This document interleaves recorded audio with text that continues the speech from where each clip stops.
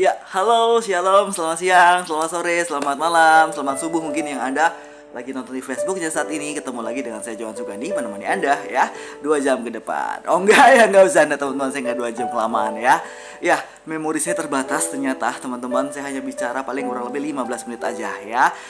Dengarkan aja, siapa tahu bisa memberkati Anda semua. Saya rindu hidup saya bisa jadi berkat buat Anda semua ya. Saya udah lama nggak nongol di Facebook. Apa kabarnya semuanya ya? Saya berharap Anda semua dalam keadaan kondisi baik-baik saja dan sehat selalu. Tentunya saya berdoa buat Anda semua, Anda selalu dijagai Tuhan, diberkati Tuhan, selalu diberi kesehatan buat Anda sendiri dan keluarga Anda semua. Makasih ya. Dan setelah saya scroll ternyata teman-teman ya, saya udah nggak nongol di Facebook itu cukup lama. Saya sempat lihat-lihat gitu ya, di beranda saya itu sudah hampir 3 tahun lalu ternyata gitu ya. Aduh, lama banget. Kemana aja lu Johan? Saya lagi naik gunung teman-teman. Oh enggak usah Anda, naik gunung jauh banget gitu ya. Enggak ya, enggak, saya enggak lagi betapa, saya enggak lagi naik gunung, enggak, saya tidak lagi kemana gitu, tidak ya. Memang lagi ada urusan lain saja, jadi saya jarang nongol lagi di Facebook. Nah hari ini saya nongol lagi di Facebook tentunya dengan kerinduan bisa jadi berkat lagi buat Anda semua. Saya suka sekali kalau bagi hidup buat Anda semua teman-teman. Siapa tahu hidup saya bisa jadi berkat buat Anda semua. Nah hari ini saya akan berbagi lagi buat Anda. Ada kabar baik lagi artinya juga hari ini yang ingin saya beritahu buat kita semua ya. Seperti saya menemukan sebuah emas, saya mau kasih tahu ada emas di situ. Wow, luar biasa kayak gitu ya. Jadi saya senang sekali nih teman-teman. Nah singkat padat jelas saja, waktu saya terbatas sekali ya. Hari ini apa sih yang mau saya bagikan buat Anda semua? Nah singkat aja teman-teman. Jadi berapa hari lalu gitu ya, kemarin lusa tepatnya gitu ya, saya lagi tidur gitu ya tengah malam, tuh subuh-subuh saya bangun gitu ya. Subuh-subuh bangun, subuh-subuh tuh saya nggak bisa tidur lagi. Waktu saya bangun saya doa gitu ya. Saya doa sama Tuhan, bla bla bla bla bla bla. Selesai saya mau tidur. Saya mau tidur merem nggak bisa gitu ya. Mau coba merem lagi tenang nggak bisa juga gitu. Nggak bisa tidur, udah subuh, udah mau tanggung pagi juga sih. Udahlah, coba tidur coba tidur. Ternyata nggak bisa gitu, nggak bisa. Akhirnya saya nggak tidur sampai pagi gitu. Tapi subuh ya. Udah gitu teman-teman, waktu lagi saya mau tidur, terus Tuhan tiba-tiba ngingetin saya teman-teman. Tuhan ngingetin saya tentang orang-orang yang pernah saya layani dulu gitu ya. Waktu saya tinggal bersama dengan orang tua saya dulu. Sebelum saya menikah, saya tinggal di rumah lama saya bersama dengan orang tua saya gitu ya. Di sana ada 8 orang teman-teman ya. Ada mama saya, ada papa saya, ada nenek saya ya, popo ya, ada juga tante saya, kuku saya, ada juga om saya gitu. Terus panggil apak dulu saya panggilnya gitu ya. Nah, kami semua 8 orang teman-teman ya. Anda tahu ya, dari 8 orang ini hanya 3 orang yang mengenal Tuhan Yesus sebagai Tuhan Juru Selamat dalam hidup mereka gitu ya. Nah, ada saya, ada adik saya, ada koko saya gitu ya. Nah, di antara semua orang 8 ini, saya doang yang paling bisa masuk ke semuanya gitu ya. Saya bisa masuk ke si 1, 2, 3, 4, 5, 6, 7, bisa masuk semuanya gitu ya. Saya bisa masuk semuanya. Kalau yang lain belum tentu bisa masuk. Saya paling welcome sama semua orang di rumah saya gitu ya. Saya paling bisa komunikasi dengan semua pihak gitu ya. Saya bisa menjembatani, saya bisa menjadi pendamai bahkan gitu ya. Ternyata saya mengerti teman-teman kenapa Tuhan tempatkan saya di rumah saya yang lama. Ternyata saya ingat, oh ya, kamu tiang doanya Johan, kamu tiang doanya. Nah hari ini teman-teman saya mau bagiin kesaksian saya ya. Bagaimana ketika satu orang percaya sama Tuhan Yesus sebagai Tuhan dan Juru Selamat dalam hidupnya, dan ternyata firman Tuhan iya dan amin. Katanya satu orang selamat, maka engkau dan seisi rumahmu akan selamat. Anda percaya firmannya ada? Anda tinggal percaya atau imani saja dan lakukan bagianmu. Anda melihat itu terjadi dalam hidup Anda sendiri dan keluarga Anda. Saya yang banyak bergumul teman-teman ya. Masalah keluarga saya yang belum kenal Tuhan itu. 5 orang belum kenal Tuhan gitu ya. Ya 5 orang belum kenal Tuhan teman-teman. Tapi Anda tahu, saya bergumul sejak saya SMA. Waktu saya SMA, saya lahir baru, saya kenal Tuhan. Saya juga tahu Tuhan, kalau saya udah diselamatkan gak boleh jadi egois, mesti mengasihi orang-orang sekitar saya juga. Orang-orang di rumah saya masih banyak yang belum kenal Engkau. Masih ada 5 lagi teman-teman yang belum kenal Engkau. Saya bergumul sejak SMA. Saya berdoa Tuhan, saya berdoa buat mereka Tuhan.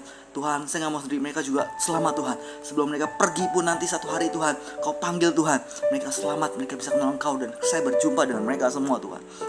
Saya berdoa Tuhan dari sejak SMA, saya bergumul, Tuhan minta belas kasihan-Mu buat mereka. Saya mengerang Tuhan, ampuni mereka, wahyukan diri-Mu buat mereka, agar mereka bisa kenal Engkau Tuhan. Menangis buat mereka teman-teman. Dan apa yang terjadi, dan saya bilang gini sama Tuhan, saya ingat banget, ini sejak SMA saya bilang gini Tuhan, Tuhan, saya mau Tuhan melihat Tuhan firman-Mu jadi. Engkau yang sendiri yang bilang, satu orang selamat, engkau dan seisi rumahmu akan selamat. Ada firman-Nya kayak itu. Saya percaya firman itu dan saya perkatakan dan saya imani. Saya mau semuanya selamat. Saya doain satu-satu. pas lagi ingat saya doain, pas lagi ingat saya doain, pas lagi ingat saya doain. Nggak tiap hari, tapi pas lagi ingat saya doain. Tuhan selamatkan mereka, tolong mereka tuh. Terus saya bilang gini sama Tuhan, Tuhan saya mau melihat dengan mata kepala saya sendiri, satu demi satu bertobat dan mengenal Engkau. Dengan mata kepala saya sendiri saya melihat mereka mengenal Engkau. Anda tahu, itu tidak terjadi dalam sehari, 2 hari, seminggu, 2 minggu, bertahun-tahun teman-teman. Dan saya melihat satu demi satu mereka menyerahkan dirinya pada Tuhan. Saya ceritain dari mama saya dulu deh ya. Mama saya itu dulu gak kenal Tuhan juga gitu ya. Sekarang puji Tuhan dia sudah mengenal Tuhan sebagai Tuhan Juru Selamat dalam hidupnya pribadi. Dan sekarang dia sedang dimuridkan di sebuah komunitas gitu ya. Saya gak terlalu pusing sekarang, tapi saya terus berdoa saja paling gitu. Sekarang dia sudah mulai bertumbuh di sana, ya udahlah gak apa-apa. Tapi dulu mama saya tuh kalau ada orang Kristen datang gitu ya, orang di gereja gitu datang mengunjungin mama saya gitu ya, Johan bilangin nggak ada, mama nggak ada di rumah, pergi, begitu teman-teman ya. Nggak mau teman-teman, takut kalau ada orang kunjungin dia, takut, wah itu orang gereja, aduh mau ngomong tentang apa sih ini orang, aduh mama saya nggak mau ketemu sama mereka, nggak ada, bilang aja mama nggak ada di rumah, pergi gitu teman-teman. Tapi apa terjadi teman-teman, yang saya doakan tidak sia-sia ya. Saya terus menabur dalam doa saya. Dan satu hari mama saya kenal Tuhan. Dia menerima Yesus sebagai Tuhan dan Juru Selamat dalam hidupnya. Mama saya itu orangnya polos dalam hal kekristenan, nggak ngerti apa-apa gitu. Dia nggak ngerti apa-apa lah. Orang dia sempat bilang kayak gini, kalau orang Kristen mati makannya makan apa ya, kata gitu. Emang makannya makan kembang ya Johan ya, gitu.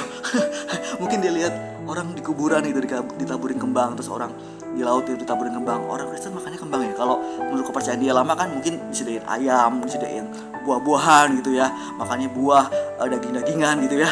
Tapi orang Kristen makannya kembang gitu. Teman-teman, ya maklum lah ya, masih belum ngerti gitu, nggak apa-apa. Tapi teman-teman, satu hari dia kenal Tuhan dan saya bersyukur. Satu hari saya melihat kesempatan, saya melihat waktu mama saya lagi dibaptis. Itu dari hatinya saya tahu. Saya sempat datang gitu ke acara baptisnya gitu ya.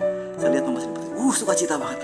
Wow Tuhan, hari ini aku akan melihat mama saya dibaptis, mengenal Engkau menjadi Tuhan dan Juru Selamat dalam hidupnya. Saya melihat sebuah camp, saya datengin. Wah saya sukacita banget teman-teman, mama saya dibaptis, kenal Tuhan. Papa saya ceritain papa saya itu backgroundnya orang yang semua agama baik gitu, semuanya baiklah, yang penting berbuat baik saja, nggak usah pusing I B gitu ya, terus K gitu ya, H gitu, nggak usah pusing deh gitu-gituan gitu ya. Pokoknya berbuat baik saja gitu. Semua agama baik. Dia memandang Yesus sebagai cuman, ini guru besar, guru yang baik yang mengajarkan hal-hal yang baik saja. Cuma sebatas sampai situ doang. Dia suka baca Alkitab tapi dia tidak kenal dan tidak percaya Yesus. Dia cuma ingin tahu doang, dia cuma ingin memandang Yesus sebagai ini pengajarannya bagus gitu ya. Tapi dia juga belajar ajar agama lain. Dia belajar dari H, dia belajar dari M. Ada buku-bukunya teman-teman gitu ya. Dia baca gitu. Dia semua agama baik menurut dia. Dia tidak mau kenal Tuhan. Satu hari dia dibaptis juga gitu. Dia dibaptis, tapi saya tahu dia tidak kenal Tuhan saat itu. Dia tidak menerima Tuhan dengan sungguh-sungguh. Saya tahu betul dia dibaptis hanya ikut-ikutan, tidak lahir baru teman-teman saat itu. Bangga ya? Enggak loh, enggak kenal Tuhan gitu ya. Percuma gitu. Anda dibaptis kalau enggak kenal Tuhan juga percuma teman-teman. Enggak lahir baru percuma. Papa saya cuma ikut-ikutan doang. Tapi Anda tahu, suatu waktu papa saya udah mau meninggal juga sih. Saya sih nggak tahu itu meninggalnya kapan gitu ya. Waktu dia sakit gitu, dia sakit cukup berapa bulan gitu, nggak bisa ngapa-ngapain juga.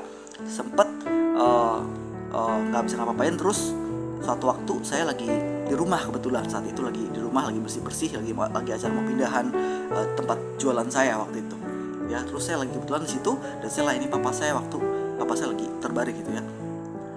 2 jam terakhir sebelum dia meninggal, saya cerita tentang Yesus lagi. Sebelumnya saya juga sering ceritakan tentang Yesus sebelumnya, tapi pasti nggak pernah mau dengerin. Tapi untuk pertama kalinya Anda tahu, 2 jam sebelum dia meninggal, dia terima Yesus. Saya melihat, saya layani dia. Papa mau nggak terima Yesus? Saya bilang, papa jangan takut ya. Nanti kita ketemu di surga sana. Papa nggak usah takut, nggak usah pusing. Nanti kita ketemu di surga. Tapi papa mau nggak terima Yesus? Buka hati papa untuk Yesus sebagai Tuhan Juru Selamat dalam hidup papa. Untuk pertama kali saya melihat papa saya berdoa dengan tulus teman-teman. Saya terus melihat dengan mata kepala sendiri, Tuhan mendengar doa saya.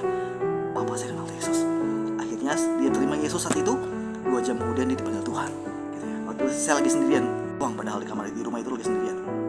Akhirnya saya panggil mama, cepetan papa lagi sakit nih, hiburan nih, udah tanda-tanda aneh nih.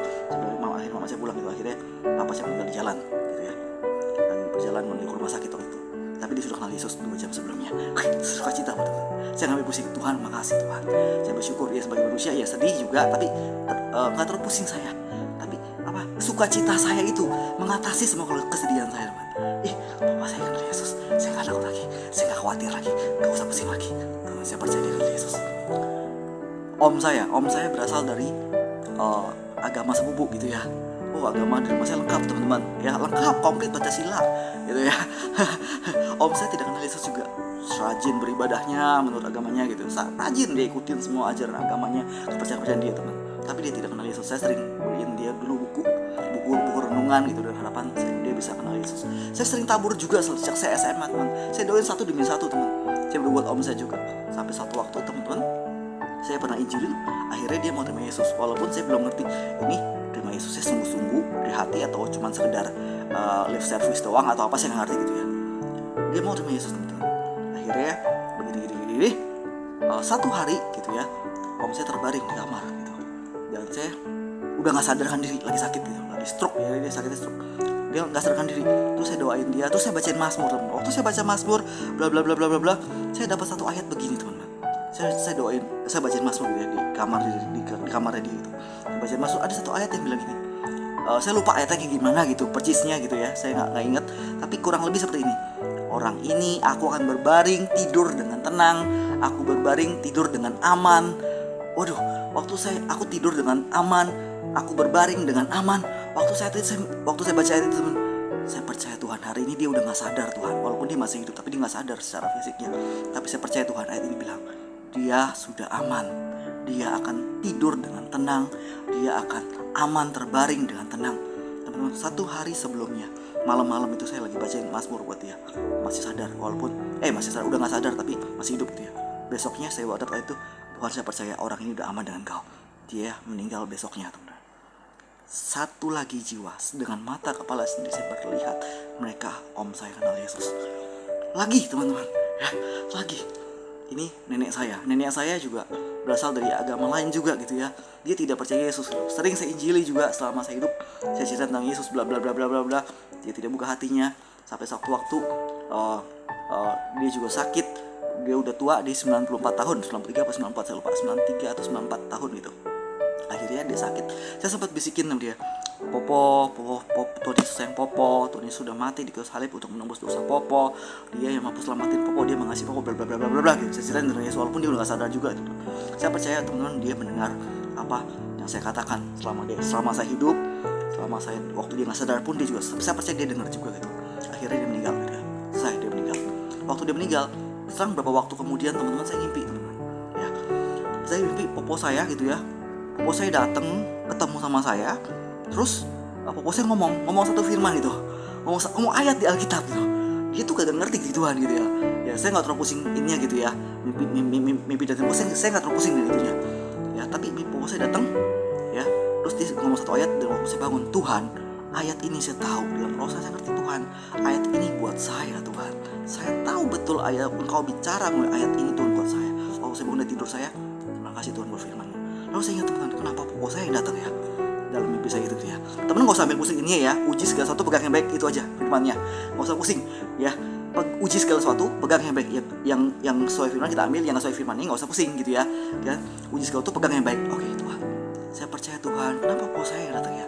Apa ini konfirmasi buat saya, Tuhan, Engkau sudah mengizinkan saya tahu bahwa Popo saya bersama dengan Engkau.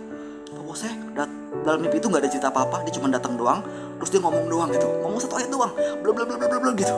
Waktu saya bangun, oh Tuhan, dia pesan buat saya tahu. Saya percaya, Tuhan, dia bersama Engkau juga. Teman-teman lihat ya, selama saya hidup 1 demi 1 mereka mengenal Yesus sebagai Tuhan yang selamat dalam hidup mereka. Kenapa? Karena ada orang-orang yang mau bayar harga buat mereka. Tapi ingat, ini pekerjaan Roh Kudus, bukan saya. Saya nggak punya alasan untuk berbangga diri, tidak ada. Tapi pekerjaan Roh Kudus, Tuhanlah yang buat mereka bekerja sehingga mereka bisa mengenal Yesus.